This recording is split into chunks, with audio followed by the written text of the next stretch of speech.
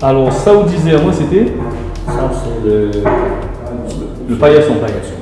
Mais comme il regarde la consistance du paillasson, les différents, parce que le coco en général est plutôt du coco râpé dans certaines affaires, et là nous avons des lamelles de coco.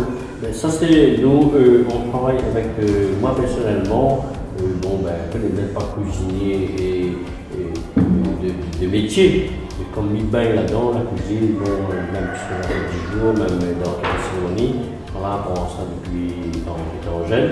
Et donc moi ça c'est du coco râpé, du coco frais. Ah d'accord. Donc il fait avec coco. Mais le coco frais, ben, c'est surtout ben, pour le goût et tout ben, les meilleurs que coco râpé, coco CC. Bon, après ça fait en fonction du truc, mais c'est sûr qu'un paillasson, coco. Et il prend du temps pour faire ça? Combien de temps la première pour faire? Paillasson, mais là, on a 10 kg ça vaut, parce que ce soir on travaille pour 800 personnes.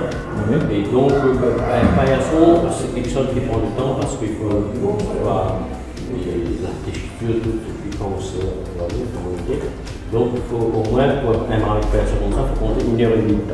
Ah d'accord.